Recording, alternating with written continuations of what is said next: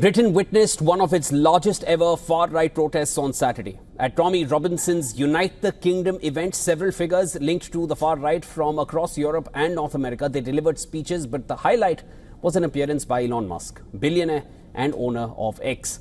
Musk joined via video link, and in a scathing attack on Prime Minister Kier Starmer, he said there needs to be a change in the government in the UK. He stressed that the next elections were far away and that something needs to be done immediately. Again, think all they do. Yeah, I'm appealing to sort of comment. So I really think there's got to be a change of government in Britain, and you can't. We don't have another 4 years or whatever the next election is. It's too long. Something's got to be done. There's got to be a dissolution of Parliament and a new vote held. You're in a fundamental situation here, Musk told the crowd, claiming the left is the part of the murder and is celebrating murder.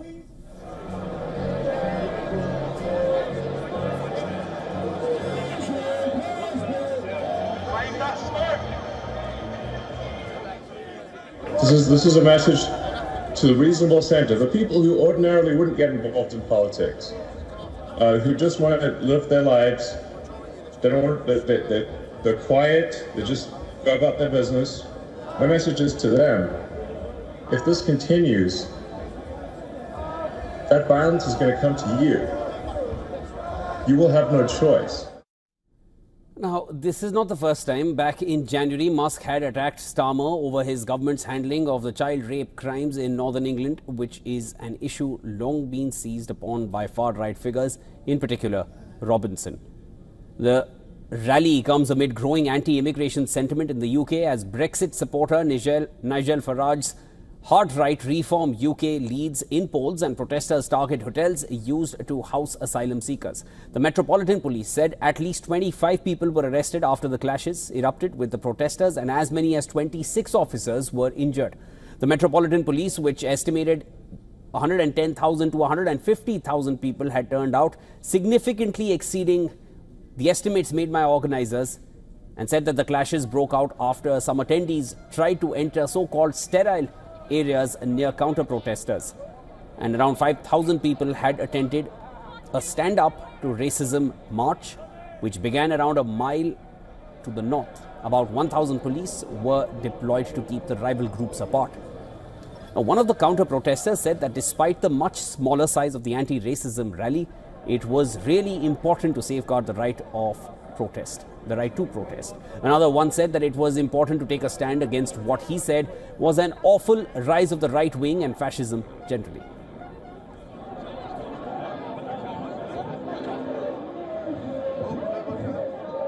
I live locally, and I feel that it's really important to use any opportunity for us all to stand together against this awful rise of the right wing and fascism generally.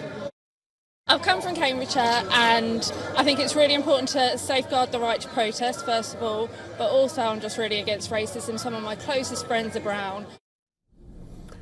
And for more on this, Adam Schwarz is joining me live from London. He's a UK-based writer and political commentator. Adam, thanks so much for joining me here on the broadcast.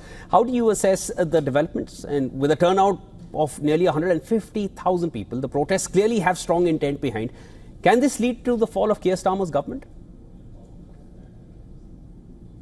Who believes in a liberal, tolerant government here in the United Kingdom, yesterday's march in London was a deeply disturbing event. As you mentioned, there were over 100,000 people attending. That made it the largest far-right event in British history. Now, this was marketed as a display of patriotism, and there were thousands of Union and St George's flags being displayed. But of course, the star guest was Elon Musk, a foreign billionaire. Now, I think he addressed the rally really for two reasons. First is that he's becoming a key ally of Tommy Robinson, who was the lead organizer of the event, who is a long-term far-right activist and a repeat criminal who's had several convictions for assault, for fraud, and contempt of court. And also, the second reason I would say is that Elon Musk is really one of the primary drivers of radicalization of the British public, and indeed the wider Western public as well.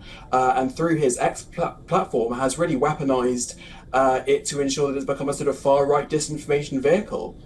So I think this was really part of his deliberate attempts to try to undermine Kier Starmer's government, as you mentioned, and really which is, should be considered outrageous, considering that Kier Starmer's government was democratically elected just over a year ago. Now, of course, his speech was kind of rich in the kind of disinformation that we see all over his platform X. He railed against the woke mind virus. He told the crowd that violence was coming and that Brits needed to fight back or they would die. Yeah. So I think really, this was deeply worrying for those who actually believe in stable government and believe that actually governments shouldn't be interfered with by outside sources. And I think the British government should be taking this very seriously. And of course, that's what I wanted to come in, Adam. I mean, while I understand, you've mentioned about Elon Musk, and I want to come to him a little later, perhaps. But do you find any kind of a threat to the Kier Starmer government at this point? Is it that serious?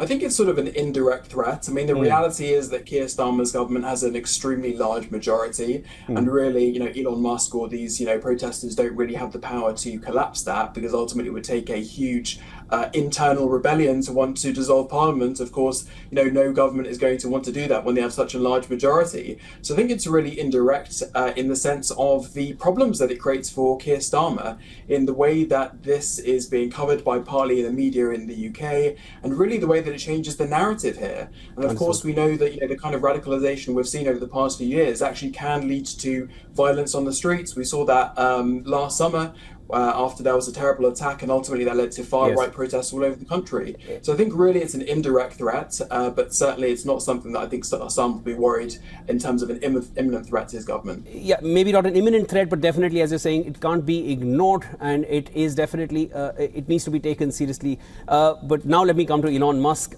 What business does a billionaire tech mogul, an immigrant himself rather, if I may to add to that, with a massive following, have making politically charged statements in a foreign country, especially where he's calling for a change of government and urging protesters to do something immediately? And obviously there was a huge cheer after that. How do you see that? Well, I think that's absolutely right. I mean, the reality is that the far right have made such a huge deal over the last 10 years about Britain being a sovereign democracy. Of course, that's what Brexit was supposed to be about, was meant to be about British people making their own choices. So when a foreign billionaire, Elon Musk, who really doesn't have much links other than business links to the UK, is making very clear and deliberate attempts to try to undermine the democratically elected government of the United Kingdom, I think a lot of people should be extremely concerned about that. And I think that's a concern that should be mirrored across the Western world, because we've seen Elon Musk attempt to do this in other countries such as Germany and Brazil as well. And so really, this is something that the government should be taking very seriously, because as I mentioned previously, this is something that can actually have real world consequences. And I think primarily the government needs to ensure that it's not just having a political response to this, just to try to mimic the far right, particularly of Nigel Farage, but actually to ensure that they insulate British democracy from malign foreign interference from Elon Musk. I think primarily that comes through, ensuring that the rule of law is actually applied here in the UK. Because I think, considering what Elon Musk is attempting to do, there are several laws and regulations that are being broken here. Understood. Thanks, Adam, for joining me. And as you mentioned, this can have real-world consequences, and I'll take that away from your entire response there, because this is serious. It's not just a speech given by somebody who's really famous. This can really galvanize a movement which can hamper a country which he doesn't even belong to. So what that role is over there, that'll, of course, we'll need to wait and watch. But that was Adam Schwartz joining me here on the broadcast. Thanks so much, Adam. Good to be with you.